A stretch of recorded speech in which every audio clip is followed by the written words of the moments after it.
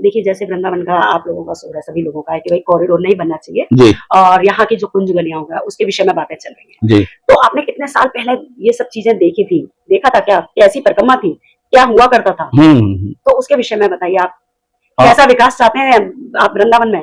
इसी तरीके का विकास चाहते हैं जैसे आज आश्रम की जगह जो गेस्ट हाउसों में तब्दीलियां हो गई हैं, ऐसा विकास चाह रहे हैं? किस तरीके का विकास चाहते हैं आप लोग?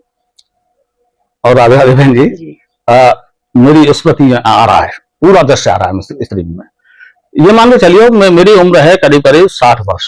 60 वर्ष के से प्राचीन व्यवस्था देखूं ना तो कच्ची परिक्रमा, ये मान के चलिए कि पहले पूरी कच्ची थी और यहां तक कच्ची थी कि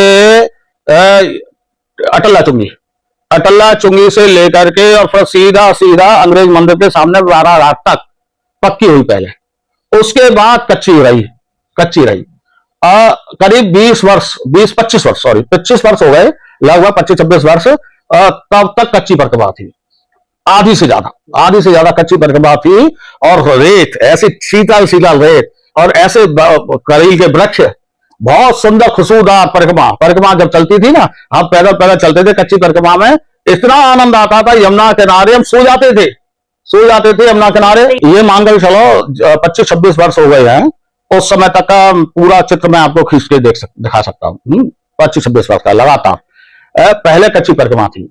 हमने हम लोगों ने बहुत कोशिश की कि कच्ची परिक्रमा रहे, पक्की ना बने, लेकिन वृंदावन के मठाधीश जिनके सत्ता में पकड़ थी तो उन्हें कोशिश करके पक्की परिक्रमा करवाई गई।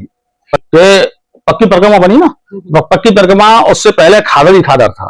जब पक्की परिक्रमा बन गई तो खादर में कॉलोनियां कट गई। किसकी देन रही है? सरकार की। नहीं, यहाँ पे रहने वाले तो सभी ब्रजवासी थे। हाँ, ब्रजवासी थे, लेकिन खादर तो खादर है ना, वो सरकारी जमीन है। वो तो कहाँ तक खादर आ रही थी? ये यमुना किनारे 12 घाट से लेकर के और यहाँ तक चामुंडा तक, कि अगर खादर न करती, कॉलोनियां न बनती तो बहुत स्वरूप सही रहता। और रही कुंजों की बात, कुंज गलियां बनी, क्यों बनी? जब से जैसे विकास हुआ, आपने देखा है कि शायद आपकी पोस्टी किसकी पोस्ट थी, मैंने देखी है कि इतनी कुंजियां थी। हाँ, मैंने बहुत कुंजियां देखी है, फौजा वाली कुंज मैंने देखी है, पन्ना वाली कुंज मैंने देखी है, बहुत सारी कुंजियां देखी है, बहुत अच्छी कुंज देखी है। लेकिन कुंजों के नाम से केवल सेवा कुंज रह गया है, निधन रह गया है, तटीय स्थान रह गया है कुंजों के नाम से।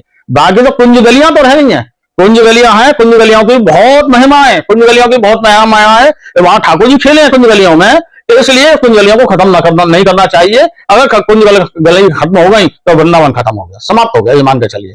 रह गई बात, आपने बोला कि कॉरिडोर कैसे बनना चाहिए। हमारी इच्छा तो ये है, मैंने पोस्ट भी डाली है, जगह जगह पोस्ट डाली है, शायद आपने भी देखी हो, कि अगर कॉरिडोर बने, अत्यंत आवश्यक इन्होंने मन ही बना लिया है कि कॉरिडोर बनाना है, संकल्प कर लिया है, इज्जत का सवाल आ गया है, नाक न कट जाए, इन्होंने नाक का प्रश्न ले लिया है कि कॉरिडोर बनना ही है तो बनाओ।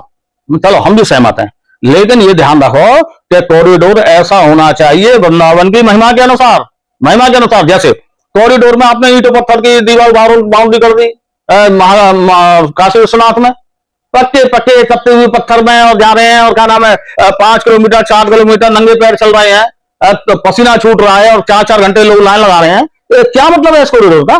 कॉरिडोर ऐसा होना चाहिए वृंदावन की महिमा के अनुसार, कुंज लताएं हो, कच्ची जमीन हो, दुकानें भी हैं, कॉरिडोर में दुकान भी हो, तो ऐसी दुकान हो, झोपड़ी टाइप की दुकान हो, जगह जगह वृक्ष हो, कदम के वृक्ष हो, तुलसी के वन हो, और उसमें बिहारी जी का लता मंदिर हो, तो देखो कैसा सुंदर लगेगा। लोग आएंगे भी, केवल देश के नहीं आएंगे, विदेश के लोग आएंगे, और इतने लोग आएंगे कि आप कल्पना नहीं कर सकते, इतने लोग आ सकते हैं। आप मना स्थिति तो बनाओ, केवल ईंट पत्थरों का मकान बहुत है।